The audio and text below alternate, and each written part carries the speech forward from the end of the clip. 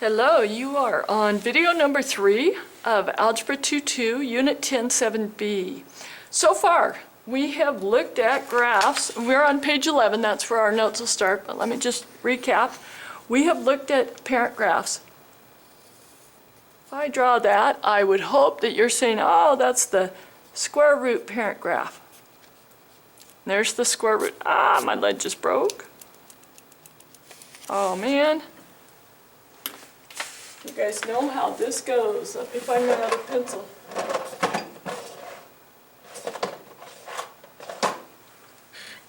I am so sorry.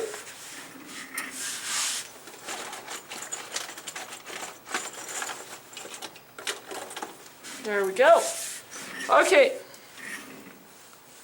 So, in the last couple videos, what we did is we saw if we put a negative out in front of that function, we would end up taking this graph and we would reflect it right down here. Okay? We also saw if we put a fraction out in front of it, we would end up shrinking it down to the x-axis. And if we put a whole number out in front, we could stretch it away from the x-axis. So today what we want to do is we want to play around with this some more. This is like silly putty. Speaking of which, if you get ahead in your work in class, feel free to come grab my silly putty. That's kind of what we're doing here, and you can actually take silly putty and press it against the graph and then stretch and shrink it and show how it grows and shrinks too, which is kind of fun. But today what we're going to do is we're going to look at shifts happening. So we want to affect the equation to make the graph shift right or left horizontally. So we start with our parent function, y equals square root x. We know that it's right here at 0, goes through 1, goes out here to 4, and goes up to 2. So we've got a nice curve going like that. 0, 1, 1, oh, I'm sorry, 0, 0, 1, 1, and 4, 2. Now, here's what we want to do. We want to take that graph, and we want to move it 2 to the right. So in other words, at 0, we want it undefined. It's not going to be there. And at 1, we want it undefined. Not going to be there. At 2, we want it at 0. So that's a little bit challenging. We can't just simply multiply out in front because at 0, we're undefined. So my question for you is, what kind of a number is undefined in square root? If you said that it's got to be a negative number, you are absolutely correct. And that means that 1 would also have to be a negative number. And the square root that equals 0 is 0. So can you think of what we might be subtracting from this number to make this 0? Because we're going to plug in that 2 for x. If you said that we're subtracting a 2, you are absolutely correct. Let's make sure it works. If we plug in 0, 0 minus 2 is negative 2. The absolute value of negative 2 would be undefined. 1 minus 2 would be negative 1. Absolute value of negative 1 is undefined.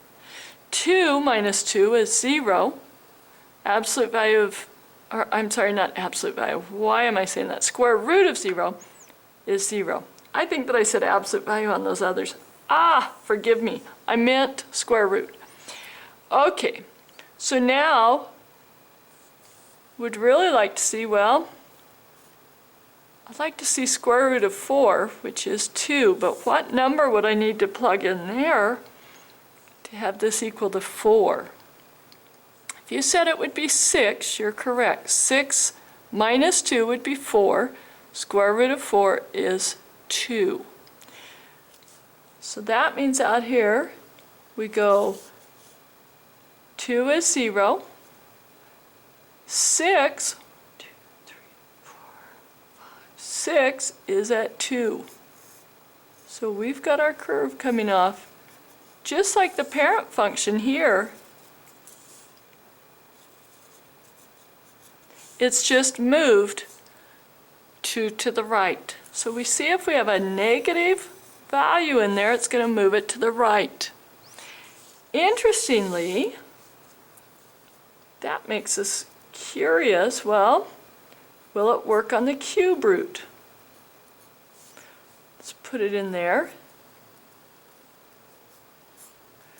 Cube root, with the -2 in there, that means where it's graphed this way, 0, -1, 1, 8 is at 2. That means where this one was at 0, 0, or at -1, -1, that now this should shift all over 2 places to the right. So it should be right here, right there, and then back here.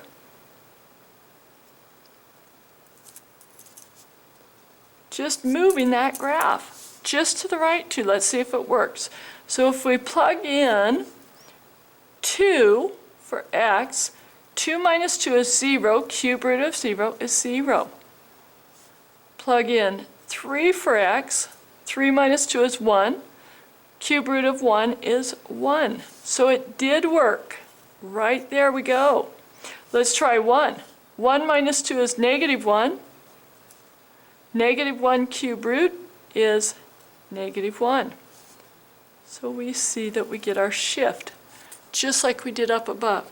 Amazing that when we put the number inside the x area, or what's happening, the operation of the x, it shifts almost the opposite of how it looks. I kind of think of that like your brain. Whatever's happening to the x, it's kind of like the brain of the function. And I don't know if you guys know this, but if you get injured on the left side of your brain, it affects the right side of your body. And so if we do something that looks like we would go left, we actually on the graph go right. And that's only because it's in there in the brain part of the function, or in the operation of the x. So let's take y growth, exponential growth function, 2 to the x. And this looked like this before.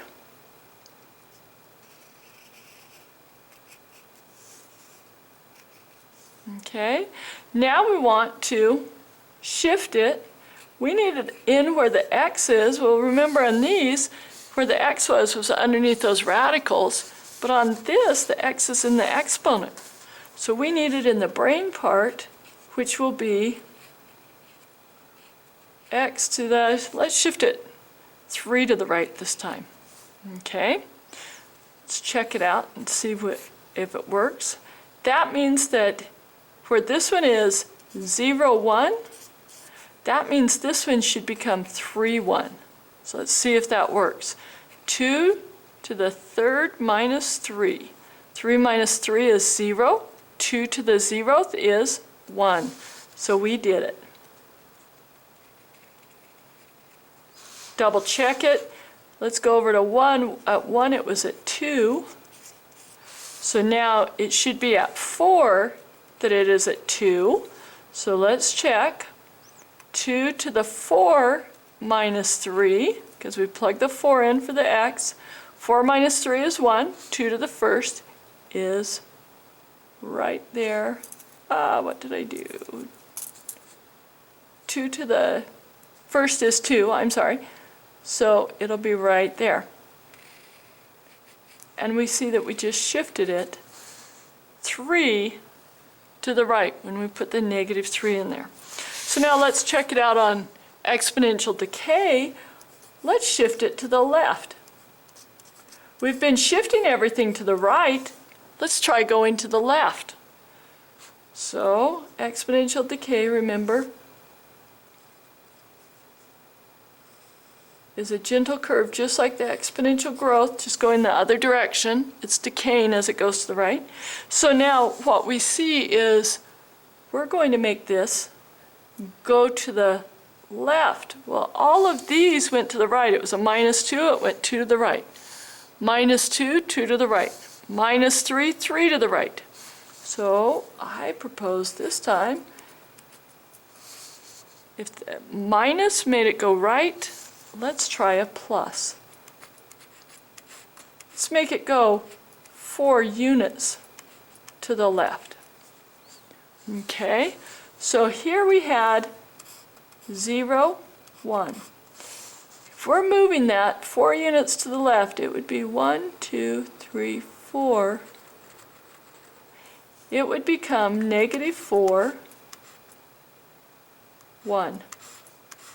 So when we put -4 in there, 1/2 to the -4 plus 4. That equals 1/2 to the 0th. Any number to the 0th power equals 1. So we just were successful in shifting that one. Okay. Again, we want to shift these rational expressions. Goes this way and this way. Easiest way to shift these is to remember where your asymptotes are. X can't equal 0, y can't equal 0. That's for your parent function, y equals 1 over x. So now, if we shift it, y equals, remember it has to be in with the x, x to the +3. What we're saying is we're just going to shift it over here to the left 3. And I can show you why that works is because -3 plus 3 equals 0, and we can't have 1 over 0. So we've just moved our parent function over to that asymptote. Okay? In class, you're going to do the bottom of this page, and I'm probably going to have to start another video to finish this up. I want to look at this. Hopefully you can recognize from Algebra 1 that that's that U-shaped parabola, and it shifts 5 to the right. This would be linear. I brought in some that you should know from previous math classes, and that would be 3 to the right. This would be absolute value. It was in our last class, and it would be 6 to the left. This is cubic. I'm sorry, not our cube root. It's from our last class. Cubic going up and down. And I just drew that one backwards. Should be going up like that and down like that. And it shifted right 1. And again, an absolute value, left 2. Okay? The rest of this page 12, you'll do in class. Page 13, you'll do in class. And then you're going to determine the domain and range and see me after you've done those. Next video, we'll talk about the vertical shifts in parent functions, and that'll be on page 14. But come to class and do the horizontal shift with me. Thank you very much.